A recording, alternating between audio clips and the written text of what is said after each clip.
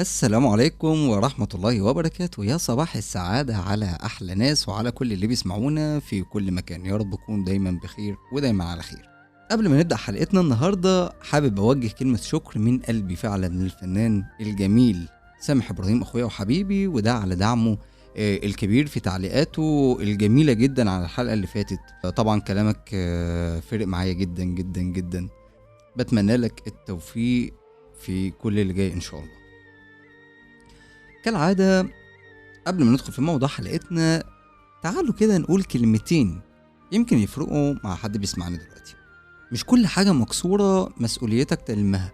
خدها قاعدة كده، مش كل حاجة مكسورة مسؤوليتك تلمها. في علاقات بتهدك علشان شايل شيلة غيرك، وفاكر بقى ان تصليحك لغلطاتهم دي هتبقى جدعانة، تبقى غلطان. ده هيبقى تمن غياب حدودك. سيب كل واحد يشيل شيلته علشان ما تخلص في معارك مش بتاعتك. أنا محمد سعد وده راديو علم تفرج، وحلقة جديدة من سلسلة الأغاني وصفولي الصبر.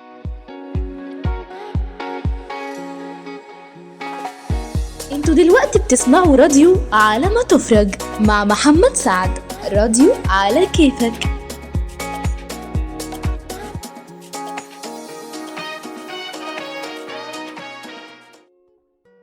وصفولي الصبر، قالوا عليه مفتاح الفرج، قالوا استحمل كله هيعدي، قالوا بكرة أحلى واصبر بس شوية. كبرنا واحنا مصدقين الكلام ده، مصدقين ان الصبر دايما صح، وان اللي بيستحمل في الآخر بيكسب. بس محدش قال لنا ان في حاجات بنستحملها لحد ما بنضيع. اتربينا نصبر، بس محدش علمنا امتى نبطل صبر. الصبر في العلاقات، تصبر على حد بقى انه يمكن يتغير، تصبر على كلام ناقص يمكن يكمل، تصبر على احساس مش راجع لك يمكن يرجع، تفضل متمسك بحلم وهو اصلا ساب ايدك من زمان. اصعب صبر لما تبقى مستني حاجة من حد وهو مش شايفك اصلا.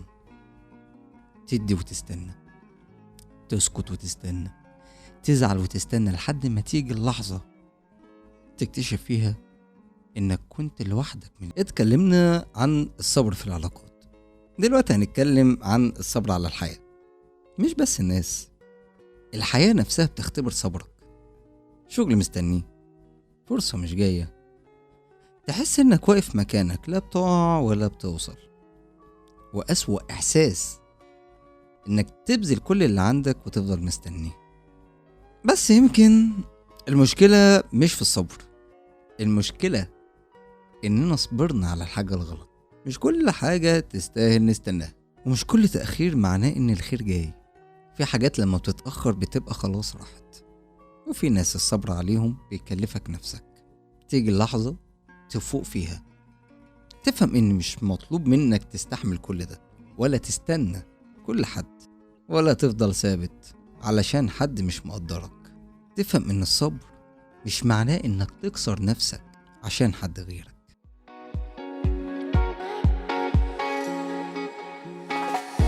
انتوا دلوقتي بتسمعوا راديو على ما تفرج مع محمد سعد.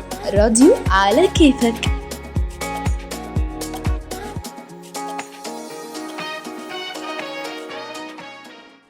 وصفوا للصبر، بس محدش قال ان في وقت لازم تقوم وتمشي، مش علشان تعبت، علشان نفسك تستاهل.